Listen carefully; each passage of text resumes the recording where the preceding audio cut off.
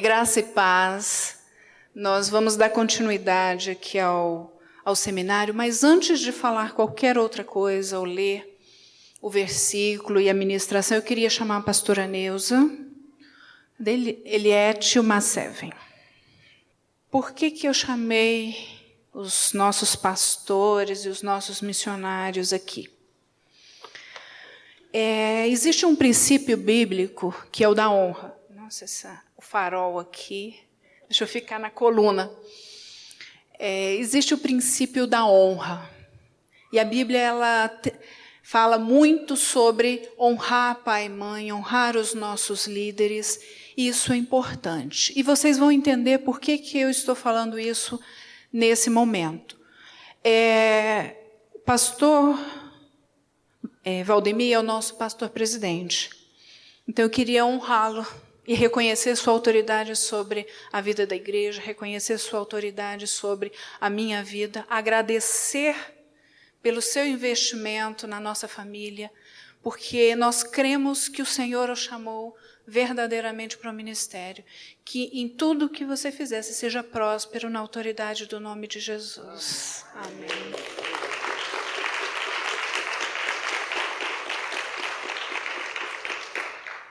Minha querida pastora Neuza, essa mulher já investiu muito na minha vida, na vida da minha família, e eu queria honrá-la, agradecer a Deus pela sua vida, pela vida do pastor Vilaça. E eu creio que a unção de Deus está sobre a sua vida. Eu creio no seu ministério, eu creio que a senhora é usada pelo Senhor com autoridade para ministrar nas nossas vidas.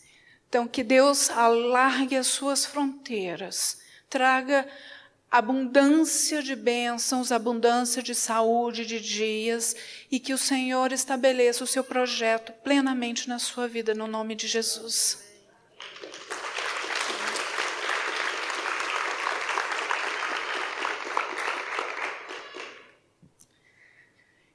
Eliette Maseven.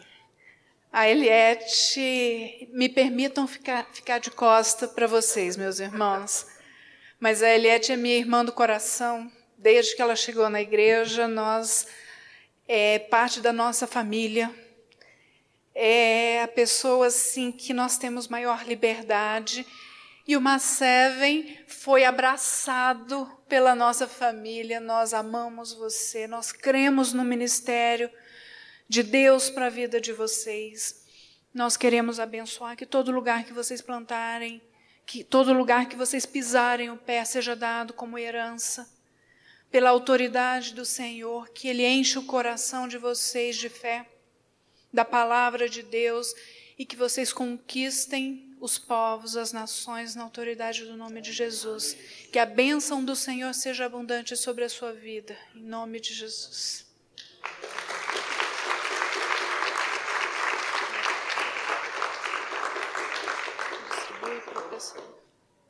Para quem está nos assistindo, os nossos pastores estão compartilhando com a igreja aquilo que eles receberam. Vamos sentar aqui pertinho. Mas vamos lá, deixa eu fazer uma pergunta para os irmãos. Quem gosta de festa? Quem gosta de comemorar aniversário? Pois é, eu também. Eu gosto de comemorar o meu aniversário, dos meus amigos, até dos desconhecidos eu gosto de comemorar. No dia do seu aniversário, deixa eu pegar o pastor Valdemir aqui. Pastor, no dia do seu aniversário, para quem você dá o primeiro presente? O primeiro pedaço do bolo? A pessoa que eu mais gosto. Pois é, quem é a pessoa que você mais gosta? Eu gosto da minha esposa, dos meus filhos, dependendo de quem está perto. De quem está perto, ganha primeiro, né? Natan, e você? Dá o seu pedaço, seu primeiro bolo de aniversário, primeira fatia para quem? Para sua mãe. Adriano, para quem que você dá a fatia do bolo? Para a dona Cícera. Se não fosse ela, eu ia reclamar. Mas por que você dá o primeiro pedaço do bolo no dia do seu aniversário, que é uma data especial, para quem você ama? Isso é sinal de honra. Isso é sinal de honra. Por quê? O que nós ouvimos aqui? Eu dou o meu primeiro pedaço de bolo para quem eu amo. Certo? Então vamos lá. Vamos ler Mateus 6:33. Esse versículo ele tem sido repetido aqui várias vezes, não é mesmo?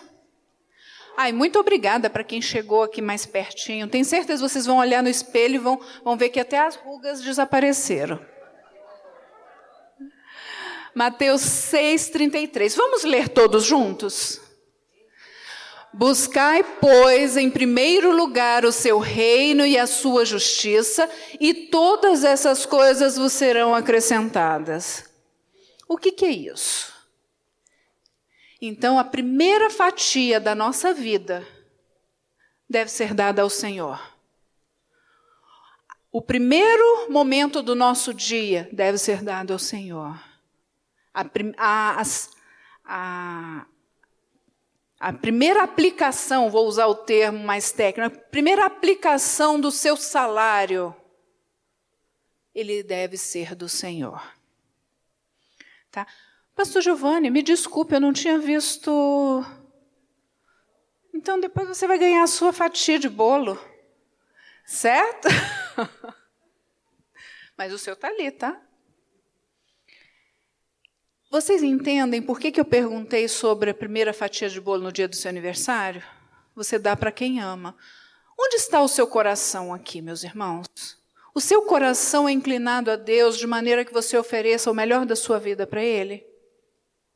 Não precisa responder, é só para você pensar. Pois é, Deus busca de nós o melhor, de forma ampla e restrita. De tudo que nós temos na vida, Deus quer que você ofereça a Ele o melhor. Ok? Vamos honrá-lo. A Eliette falou no dia que ela pregou sobre contentamento, que Deus nos dá 10 partes e o Senhor só nos pede uma em obediência. Nós temos 9. Concorda que nós temos muito mais para usar no nosso benefício do que o Senhor nos pede? Pois é, finanças é simplesmente parte do projeto de Deus. As finanças, elas são tão importantes quanto a sua vida de oração, quanto a sua oferta, quanto a sua dedicação na igreja. Ela não é mais e não é menos, ela é parte. A nossa vida é feita de várias partes. Mas, às vezes, as finanças nos trazem constrangimento. Por que as finanças nos trazem constrangimento? Porque nós perdemos a visão de Deus para as finanças. Então, as finanças, o dinheiro hoje, ele foi substituído. O dinheiro é substituição, lá no Velho Testamento, das primícias da colheita, das primícias da hortaliça, do gado. Hoje é o dinheiro. Mas naquela época, nós tínhamos toda uma colheita que era oferecida em primícias. Ok? Então, vamos ler também Gênesis 4, de 1 a 4. Por gentileza. Opa, não posso fazer bobagem, né? Coabitou o homem com Eva, sua mulher, e esta concedeu e deu à luz a Caim. Então disse: adquiri um varão com auxílio do Senhor. Depois deu à luz a Abel, seu irmão. Abel foi pastor de ovelhas e Caim lavrador. Aconteceu que no final de uns tempos, trouxe Caim do fruto da terra uma oferta ao Senhor. Abel, por sua vez, trouxe das primícias do seu rebanho e da gordura deste. Agradou-se o Senhor de Abel e da sua oferta. Então vamos falar um pouquinho sobre a oferta de Caim e a oferta de Abel. Essa foi a primeira família onde Deus estabeleceu os princípios de convivência com o homem com Deus. Caim, ele era lavrador. Então, vamos pensar aqui. Ele plantava batata, plantava tomate, plantava beterraba. O que mais? Vamos pensar aqui numa feira. Então, nós temos uma variedade de hortaliças, de vegetais. E Caim, depois de algum tempo, a Bíblia não diz quanto tempo, mas de algum tempo ele trouxe uma oferta ao Senhor. Me permitam contar um exemplo. Eu estive adoentada no mês de junho, fiquei praticamente o mês todo acamada, fiquei ruim. Então, como eu não tinha muita disposição para quase nada por causa da doença, eu comecei a ver alguns vídeos, como muita gente na época da pandemia, e resolvi aprender a plantar, fazer uma horta. Então, eu fui me aprimorando ali para pegar a sementinha, plantar. O meu sonho é ter aquela horta toda verdinha, colher o alface, colher um tomate, colher até uma beterraba. E eu descobri o seguinte: com 45 dias, você torna o alface da semente a um pezinho de alface para a sua salada, sabia? Mas se você for plantar um tomate, você vai levar ali de 3 a 6 meses para começar a colher aquele tomate. Então, as verduras têm tempos diferentes para serem colhidos. Então, vamos voltar lá para Caim. Possivelmente, o que Caim estava cultivando tinha tempos diferentes de crescimento. Concordam?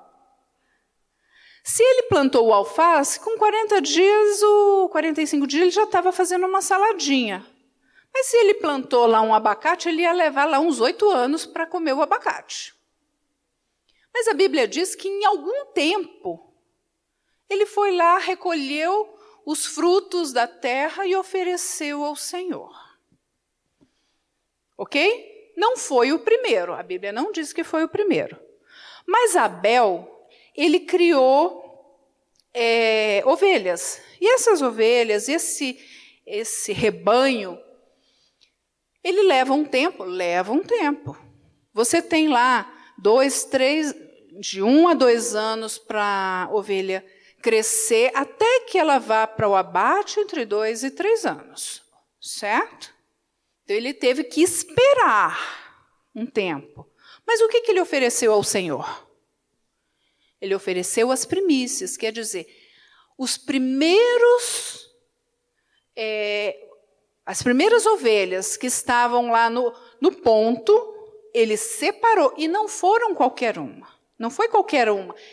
Ele separou o melhor e ofereceu ao Senhor. Ofereceu a gordura. Por que a gordura? A gordura é o símbolo da unção. E hoje, no Novo Testamento e nas nossas vidas, nós sabemos que a gordura é o símbolo do próprio Espírito de Deus. Então, ele ofereceu ao Senhor. Ele disse assim: o que eu tenho de melhor, eu ofereço a ti. Consequência disto, Deus olhou para a oferta de Abel e se agradou da oferta de Abel. Mas de Caim, ele rejeitou a oferta de Caim. Quer dizer, isso é muito importante, nós termos clareza daquilo que o Senhor espera de você. O que o Senhor espera que você ofereça a Ele na sua vida como completa? O melhor do seu tempo, o melhor da sua vida, o melhor da sua finança. Finança, volto a dizer, é parte de um todo. E a finança, ela deve ser tão leve para você, pelo princípio da obediência, do que qualquer outra coisa. Você ora ao Senhor, imagino que todos os dias, né? Ou várias vezes ao dia. Você é obrigado a orar? Depois que você aprende a orar, você começa a orar com naturalidade. Você está no trânsito, você ora. Ô Senhor, dá graça, esse congestionamento está grande. Você ora com muita facilidade. E me permitam, me recordei agora de de um fato muito peculiar em relação à oração. Uma vez eu estava num congestionamento, mas daquele assim, a sol a pino, época de final de expediente, no auge do congestionamento e do sol quente, né? E eu muito cansada, eu parei num semáforo e eu fiz a seguinte oração: Senhor, eu sei que o Senhor é poderoso. Lá no deserto, o Senhor colocou uma nuvem na cabeça dos teus filhos, e eles andavam durante o dia com aquela nuvem, e o Senhor amenizava o calor. Disse assim: Senhor, meu carro não tem ar-condicionado. Dá graça, manda uma nuvem para amenizar o calor. E eu estava saindo da esplanada. Quando eu cheguei na estrutural, eu comecei a sentir aquele frescorzinho bom, sabe aquele ventinho bom, aquela coisa assim. Quando chegou ali mais ou menos na altura da cidade dos automóveis, eu percebi que eu estava na sombra. Eu percebi que eu estava na sombra. E eu fui na sombra, praticamente da esplanada ao final da estrutural. Porque eu morava, para quem se recorda, eu morava perto ali, no final de Taguatinga Norte. E o Senhor ouviu a minha oração, mas aquilo ali foi uma oração tão espontânea e não me custou. E o Senhor ouviu a minha oração. Por que eu estou contando isso a vocês? Que as finanças, elas precisam ser tão leves quanto a oração que você faz de intimidade para com Deus. Eu disse: Senhor, o dinheiro que o Senhor me dá, o meu salário, não é meu, porque tudo vem do Senhor. Ensina-me a administrar as minhas finanças com leveza, que eu não tenha aquele peso de, eu vou dar 10% do meu salário, mas eu podia comprar um sapato, né, para as mulheres, ou uma peça da moto ou do carro para os homens. Não, Senhor, com alegria eu te entrego aquilo que o Senhor me concedeu. É como a Débora diz, as ofertas, dízimos e ofertas, eles precisam ser entregues com o coração. Porque a oferta não é pelo bem em si, mas é pela atitude de coração que você tem perante Deus. Porque é essa atitude que vai definir se você está honrando ou não a Deus. É essa a atitude que o Senhor quer. O Senhor quer a primazia no seu coração. E eu gosto muito do versículo de Salmos 37, que diz: agrada-te do Senhor e Ele satisfará os desejos do coração. Agrada-te do Senhor. É servir a Deus com tanta intimidade, com tanta leveza, com tanta fluidez, que o Senhor também se agrada em te abençoar. Vamos fazer um teste aqui, Dinéia.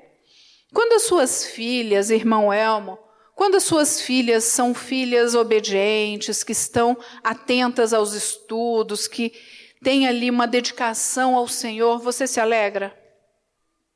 Quando vocês se alegram, o que vocês fazem?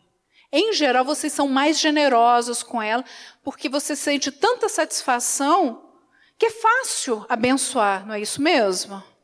Alex, você e a Beth, quando as suas filhas são obedientes, qual é a reação de vocês? Exatamente. Presenteá-las. Isso é consequência. Isso é pesado para vocês? Não. Por que eu estou perguntando para vocês a respeito dos seus filhos? Porque se nós somos a imagem e semelhança do Deus Altíssimo, Deus também se agrada em nos abençoar, em ser generosos conosco. Então, o fato dos pais abençoarem os filhos não é porque vocês são bons, é porque você é imagem e semelhança de Deus. Se Deus te criou, você tem os sentimentos que Deus tem. Você é reflexo da manifestação do poder de Deus. Então fica fácil, hein, Adriana? Quando a Flavinha está ali fazendo as coisas da melhor forma possível, se dedicando ao Senhor, você não se alegra com ela? Então, meus irmãos, se alegrem no Senhor. E o Senhor naturalmente satisfará os desejos do seu coração. Vamos buscar a oferta de Abel, aquela oferta que enche o seu coração de alegria e entregar ao Senhor, e o Senhor se alegrará contigo. Amém? Vamos lá. Provérbios 23, 26. Dá-me, filho meu, o teu coração e os teus olhos se agradem dos meus caminhos. É isso que o Senhor espera de cada um de nós. Agrada-te do Senhor, que os seus caminhos serão conduzidos pelo Senhor da melhor forma possível. Não é uma barganha e não é uma negociação com Deus, é uma relação de intimidade. Deus busca com os seus filhos intimidade. Agora, se tem aquele filho espertinho que quer dar para receber, diz assim, não, eu vou dar muito para ganhar muito. Né? Acha que Deus é o banco, que eu vou investir ali 10 para ganhar 100. Se o seu coração for inclinado para Deus, para o reino de Deus, você pode até ganhar muito mais. E, em geral, isso acontece, né? E agora, e se você estiver simplesmente barganhando com o Senhor?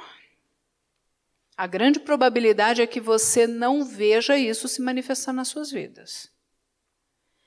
Então, meus irmãos, o Senhor busca nas nossas vidas o lugar de primazia.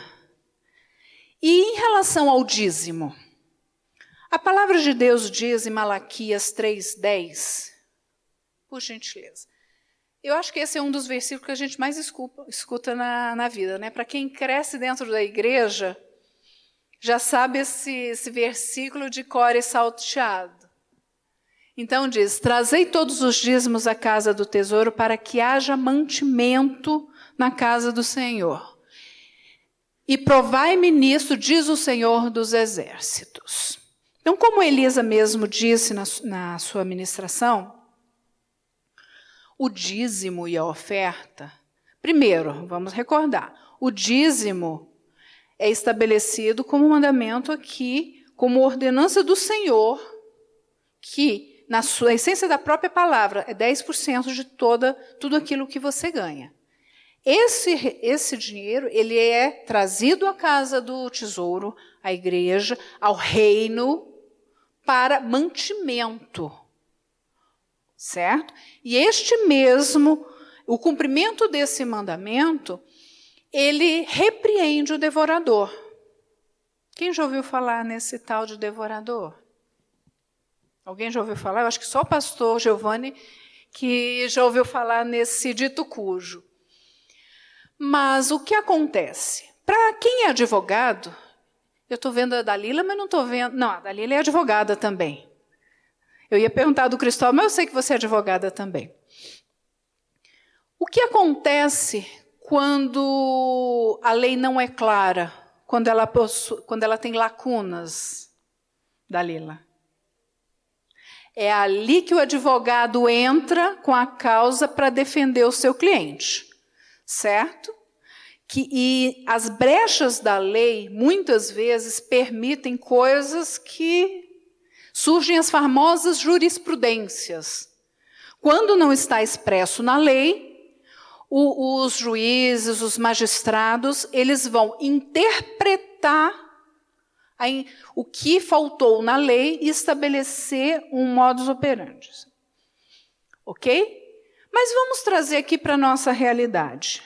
No famoso dito cujo, né? Do devorador. Como é que ele atua nas nossas vidas?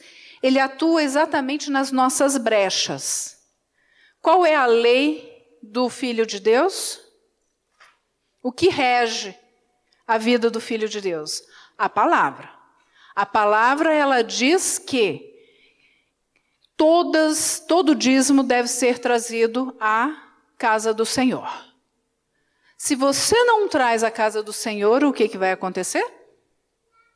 Você deu brecha, você abriu a janela para que ele chegue lá e bagunce tudo. Você já viu algumas pessoas que falam assim, nossa, mas eu oro tanto, mas eu não prospero? Alguém já ouviu falar de pessoas dessa natureza? Quando nós estávamos ministrando o curso CRAU, nós tivemos uma experiência de uma família que viveu esse tipo de fato. Eu disse assim, nossa, mas eu não consigo prosperar. Aí, quando nós fomos fazer o diagnóstico, esclarecer as questões, nós observamos que eles não tinham o entendimento dos dízimos e das ofertas. Consequentemente, não conseguiam prosperar. Mas pelo dinheiro, simplesmente, não. Pela não observância do mandamento. Porque o dinheiro é só consequência. É só consequência. Vamos lembrar aqui, a intenção do seu coração é a leitura que Deus vai fazer. Certo? Eu vou bater nessa tecla em todo momento. A intenção do seu coração para orar, para dizimar, para ofertar, para ser generoso. Aliás, me permitam, a recíproca é verdadeira. Eu tenho uma vizinha que é uma bênção, viu? De vez em quando chegam uns biscoitinhos de queijo quentinho às 7 da manhã lá em casa. Vamos fazer jus, né? Então, a completude da sua vida deve seguir o nosso manual de fé. Se você, eventualmente, na sua interpretação, achar que não deve fazer, depois não pode reclamar. Certo?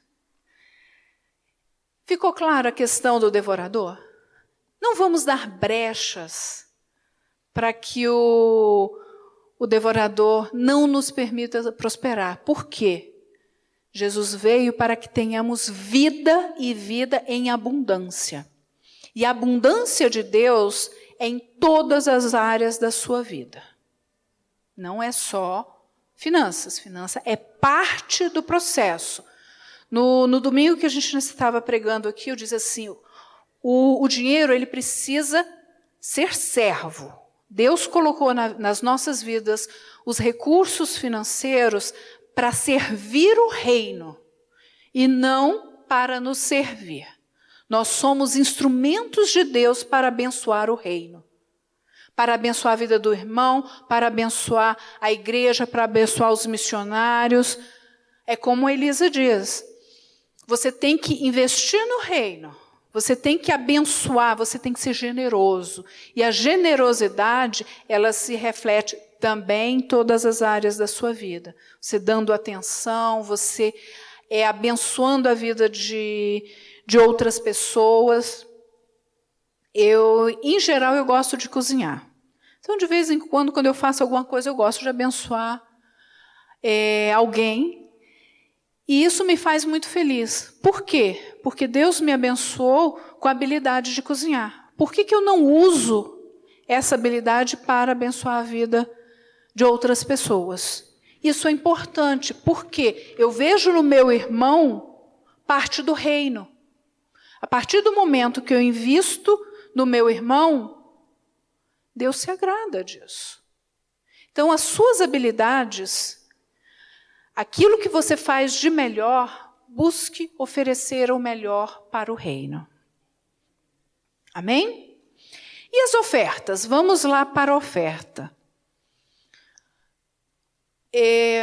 Quantos já tiveram uma experiência de ofertar em alguma coisa, ou de trazer uma oferta ao Senhor, e o Senhor, em algum momento, trazer uma superabundância na sua vida? Quem já teve uma experiência? Eu faço sim. Por que isso? Quando nós ofertamos, nós estamos separando parte daquilo que o Senhor nos deu, e aí, né, Eliette, da parte dos 9, não na parte daquele 1 que já foi entregue, da parte dos 9. Eu separo parte dos 90% que o Senhor me deu para abençoar o reino. Como nós podemos fazer? Podemos fazer uma oferta de gratidão? Em geral, a gente faz isso no final do ano, né? A gente separa um recurso e apresenta ao Senhor como gratidão por tudo que o Senhor fez durante o ano. Agora, que tipo de outras ofertas nós podemos trazer ao altar de Deus? Entenda que trazer ao altar de Deus é entregar ao reino. Você pode, por exemplo, abençoar outras pessoas. Eu quero que vocês me ajudem agora. Que outras ofertas nós podemos listar nesse sentido? Além da oferta de gratidão. Eu posso ofertar na vida de um missionário? Na vida da Eliette do Maseven? Na vida da Natália? O que mais? Eu posso ofertar na reforma da igreja, na manutenção da casa do Senhor? Posso. Posso ofertar com trabalho, Claudinho? Posso ofertar com trabalho. O pastor Tiago passou uns dias aqui conosco. O que ele fez? Ele tem uma mão assim excepcional para fazer pães, tortas, cachorro-quente, digo de passagem que é muito bom. Pizza. O piso. Além da panificação, ele ajudou a fazer o piso. Lá usou os dotes culinários e os dotes de pedreiro. Porque foi o melhor que ele ofereceu. Fez diferença nas nossas vidas? Fez muita diferença nas nossas vidas. Os meninos que arrumaram aqui o teto, o ar-condicionado, fez diferença na vida da igreja? Eles ofertaram todo o trabalho aqui na igreja, não ofertaram? Os levitas, quando estão ministrando, quando fazem a manutenção dos instrumentos, eles estão ofertando? Estão. O irmão Ednei, quando vem para cá administrar aqui a igreja, e ele olha o que precisa arrumar e o que precisa consertar, ele está ofertando? Está. Então, meus irmãos, mais uma vez, finanças, o dinheiro, ele precisa ser tão leve na sua vida quanto a oração, quanto ir trabalhar. Às vezes, para algumas pessoas, trabalhar não é leve, né? Mas nós precisamos entender que o nosso coração vai definir o senso de prioridade que nós damos a Deus. Quando nós estamos aqui, organizando um evento, vou usar o Entre Elas, Gineia. Quando marcamos o Entre Elas, quantas coisas nós temos que arrumar para que o evento seja feito? Muita coisa, né? E digamos, por exemplo, no evento que nós tivemos no final do ano. E arruma comida, e arruma toalha, e arruma coisa, e lava a cadeira, e mesa. Quantas pessoas ofertaram para que aquele evento fosse um sucesso? Muitas. Ok? Então, a oferta ela tem que surgir do seu coração. E não espere que o pastor chegue aqui na frente para te estimular a ofertar. Tenha um coração voluntário, generoso. Você viu a necessidade? Disse assim, Senhor, eu tenho condição de ofertar na vida daquela pessoa? Importante, vamos lá para a ministração da Elisa. Planejamento. Você vai ofertar além do que você pode? Aí você já entra em conflito com os princípios bíblicos também. Nós precisamos ter discernimento, ofertar com consciência, mas generosamente. Amém? E uma última coisa que eu fiquei tão... me trouxe assim, uma alegria ao coração, que é o seguinte, a oferta começou lá em Abraão. A oferta não, desculpa, o dízimo começou lá na época de Abraão. E quando Abraão foi oferecer o seu dízimo a Melquisedeque, Melquisedeque aceitou. Vocês já pararam para pensar nisso? O texto diz isso, que Abraão ofereceu o dízimo de tudo que possuía e Melquisedeque recebeu. E aí eu fui pesquisar sobre a questão de Melquisedeque, que foi uma pessoa que só foi citada 2 vezes na Bíblia. Ele era rei de Salém e ele era sacerdote. E quando nós chegamos no Novo Testamento, nós descobrimos que Jesus se tornou sacerdote segundo a ordem de Melquisedeque. Lá atrás, Melquisedeque era sacerdote do Altíssimo. Ele já tinha o temor do Senhor. E tudo quanto nós temos no Velho Testamento é cumprido no Novo Testamento. Então, não existe a questão, aquilo era para antigamente, não é para agora. Toda a palavra, de Gênesis a Apocalipse, ela é para os nossos dias. E o dízimo, ele precisa vir com alegria. Quando você vier trazer a sua oferta ou o seu dízimo aqui nos gasofiláceos, traga com alegria, com adoração.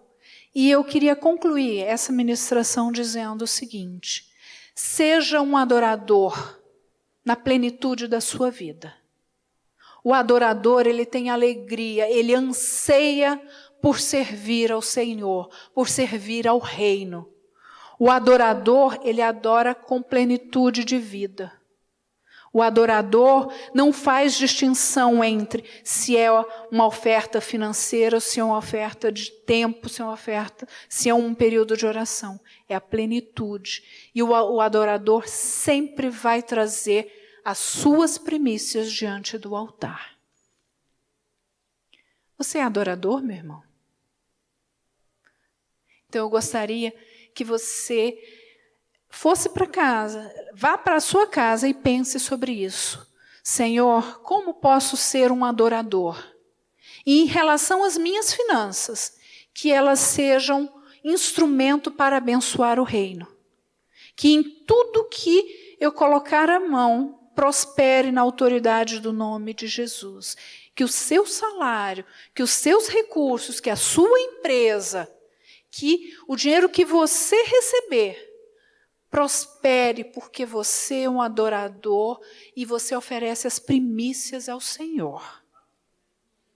Lembre-se sempre disso, que o milagre é consequência, não é o objetivo. Hoje, no grupo que nós fizemos na ministração da Eliette, o nosso grupo falou muito sobre milagre. O azeite da viúva, eu até comentei com os irmãos o seguinte: vocês se recordam que o profeta disse àquela mulher: vá nos seus vizinhos e procure vasilhas. E ela foi, procurou, trouxe várias e tantas vasilhas, e o profeta foi derramando aquele azeite. Mas aquele azeite parou. E aí eu disse assim, gente, eu imagino a alegria, mas também a frustração dessa mulher quando o azeite parou. Disse assim, poxa, eu podia ter pegado mais vasilha. Concorda? Podia ter pegado mais vasilha, porque o azeite seria mais abundante. Então, meus irmãos, fiquem com essa reflexão. Quando você tiver oportunidade, quando Deus te disser para você buscar vasilha, não economize, traga muitas vasilhas, porque a unção do Senhor vai ser derramada sobre a sua vida e a prosperidade vai vir sobre a sua vida. E agora é para concluir mesmo, viu, pastor? Vocês perceberam que eu chamei os pastores, Aliás, deixa eu fazer uma coisa, licença. Agora o pastor Giovanni vai vir aqui, por favor. Pastor Giovanni, essa aqui é a bênção sobre a sua vida. Nós conhecemos você desde que você chegou na igreja e cremos no seu ministério, naquilo que o Senhor tem para a sua vida. Cremos também que Ele colocou no seu coração um desejo de de estudar, de melhorar, de se aperfeiçoar, e nós temos visto isso. Então, que o Senhor te faça prosperar, te dê uma visão além do alcance, alargue as suas fronteiras e que seu ministério seja próspero na autoridade do nome de Jesus. Amém.